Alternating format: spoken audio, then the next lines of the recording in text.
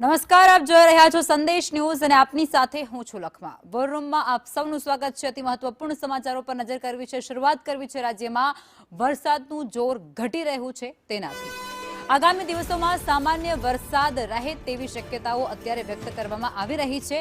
ઉકળાટનો અનુભવ થવાની પણ પૂરેપૂરી શક્યતા છે. 12 થી 14 જુલાઈ દરમિયાન દરિયો ન ખેડવાની ખાસ સૂચના માછીમારોને આપવામાં આવી છે. દરિયાકાંઠે 20 થી 30 કિલોમીટરની ઝડપે પવન ફૂંકાય તેવી આગાહી છે. રાજ્યમાં ચોમાસાનો વરસાદ હજુ 20% ઓછો છે.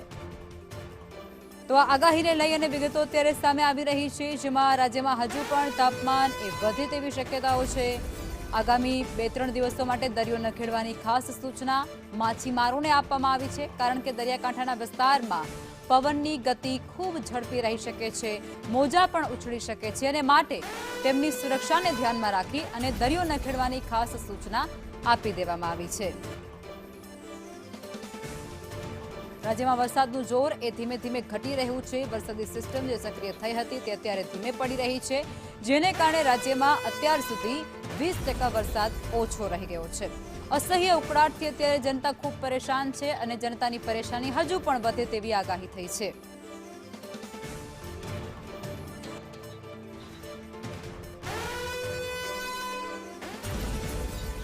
અને આજ મુદ્દે ન્યૂઝરૂમથી અભિષેક મારી સાથે જોડાઈ ચૂક્યા છે. અભિષેક, કઈ પ્રકારની વિગતો છે આગાહી દિવસોને લઈ અને આગાહી જે કરવામાં આવી છે તેને લઈ?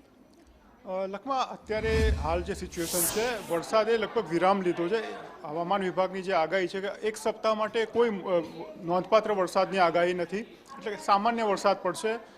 મેપમાં આપણે જોઈએ તો આ હવામાન વિભાગનો આજનો મેપ છે, જેમાં કોઈ પણ જિલ્લામાં હવામાન વિભાગે આગાહી નથી આપી વરસાદની, સામાન્ય વરસાદની પણ આગાહી નથી. અને જો વર્તમાન જે આ સિચ્યુએશન છે, આ જોઈ શકાય છે કે કોઈ પણ સિસ્ટમ અહીંયા એક્ટિવ નથી. ગીર સોમનાથ, દક્ષિણ ગીર સોમનાથ જે છે તેમાં સામાન્ય વાદળો છે. દક્ષિણ ગુજરાતમાં પણ આ જ સ્થિતિ છે, સામાન્ય વાદળો છે, કોઈ નોંધપાત્ર એક્ટિવિટી નથી વરસાદની. એટલે એક અઠવાડિયા સુધી લગભગ વરસાદ વિરામ લીધો છે અને સિચ્યુએશન એ અત્યારે છે કે 20% વરસાદ છે રાજ્યમાં, એ અત્યારે ઓછો છે. અને સૌરાષ્ટ્ર અને દક્ષિણ ગુજરાત કે જ્યાં સૌથી વધારે અત્યાર સુધી વરસાદ પડ્યો છે, ત્યાં પણ વરસાદ લગભગ વિરામ લઈ ચૂક્યો છે. એટલે કે હાલ એવી કોઈ સિસ્ટમ એક્ટિવ નથી અને લગભગ વાદળો છે ગાયબ થઈ ગયા છે. જે વાદળોએ એક અઠવાડિયા સુધી દક્ષિણ ગુજરાત અને સૌરાષ્ટ્રમાં જે તબાહી જેવી સ્થિતિ મચાવી હતી, એ અત્યારે ગેરહાજર છે, ક્યાંય દેખાતા નથી. અને આગળ જતા પૂર્વ ભારતમાં પણ જોઈ શકાય છે કે પૂર્વ ભારતમાં પણ વરસાદનું જોર ઘટી ગયું છે. તાપમાનને લઈને શું સ્થિતિ છે તેમના વિશે કોઈ વિગતો આપની પાસે ખરી? તાપમાનમાં લખમાં જે હીટ વેવ જેવી સ્થિતિ હતી એ એવી સ્થિતિ છે, પણ જે તાપમાન હતું 40 ડિગ્રીને પાર નથી. હાલ 40 ડિગ્રી જેટલું છે.